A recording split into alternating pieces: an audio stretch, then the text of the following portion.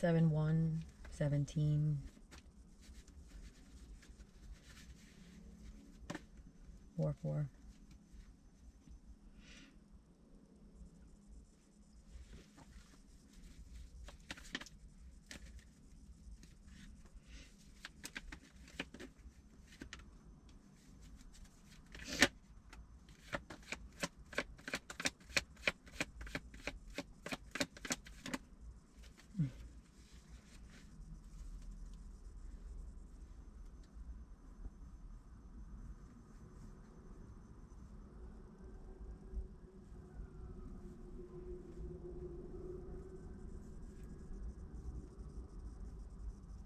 It looks as though you're in your head right now. You're in your head because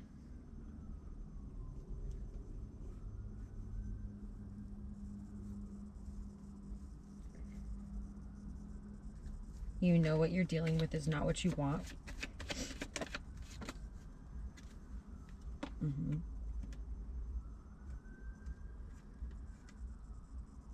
I think you're seeing in the ways that have held you back this far. It's starting to become obvious, like, oh, that's the quality I need to work on, or that's the thing I need to be more disciplined about with myself.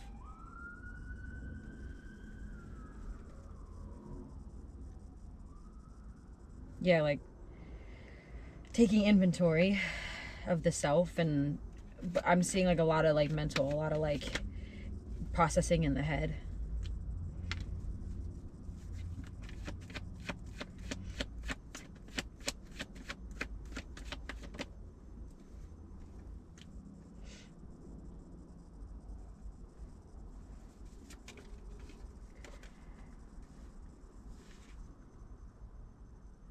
I feel like you feel like the time invested, and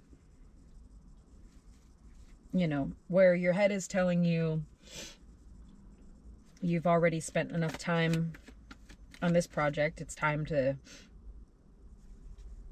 put down the tools for this one and start a new project.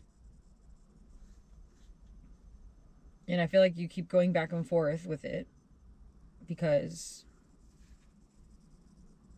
even though it's being very obvious as to, you know, it's showing it up very obviously why you wouldn't want it. You know that you've spent a lot of time and you've invested a lot of yourself and a lot of, maybe you see it like you spent a certain amount of your young years, or maybe you spent a lot of your capacity, or maybe you spent a lot of monetary on this project.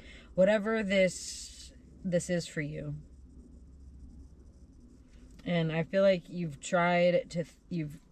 thought it to heck and to find another way out other than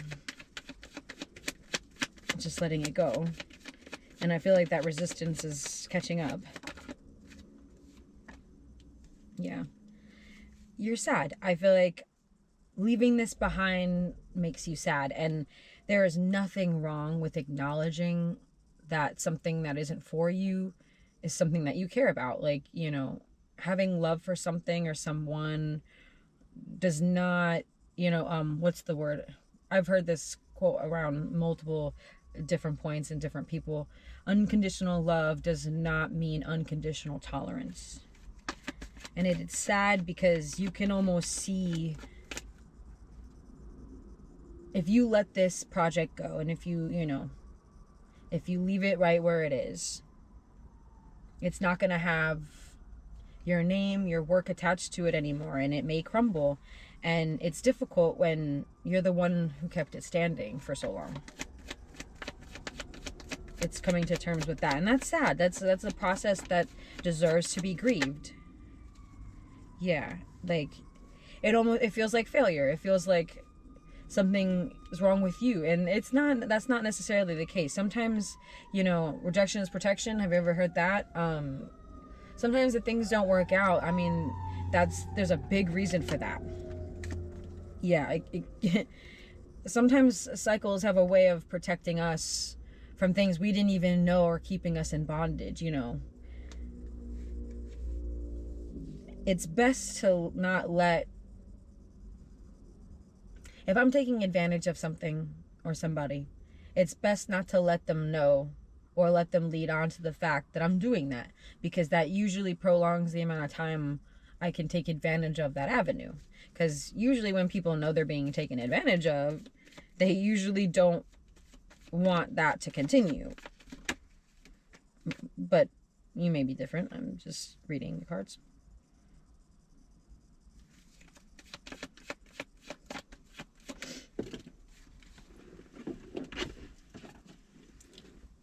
Yeah, I think you have a really good idea of what, let's say, you know, a good outcome or like a happy, you know, like what would be the thing that would make this what you've always wanted. And I think you're very well aware that this is not it. This is not the thing. You have it, you know, for you. You have it out for you to succeed. You have it out for you to have these wins.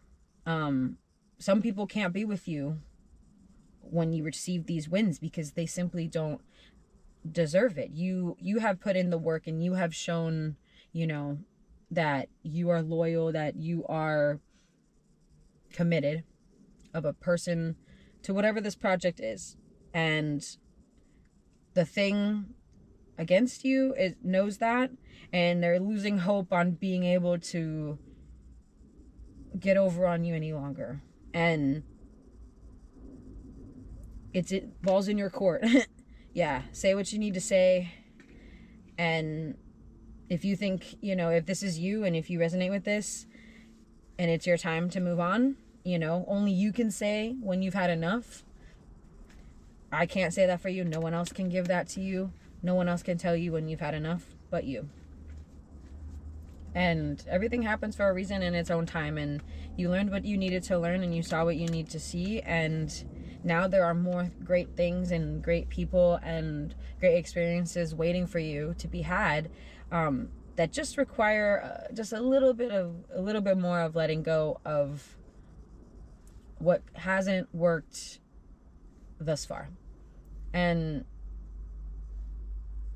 if you've kept this up for this long, that means you're a dedicated person. And sometimes taking those medals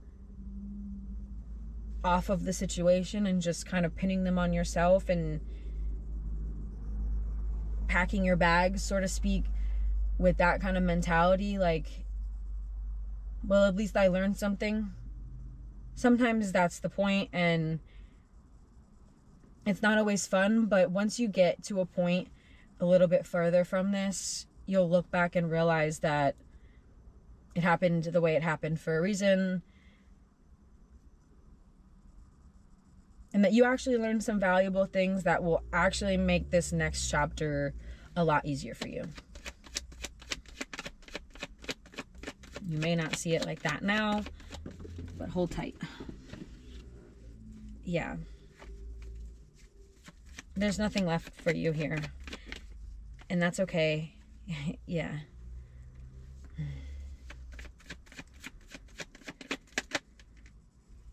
Yeah, don't hold on to something that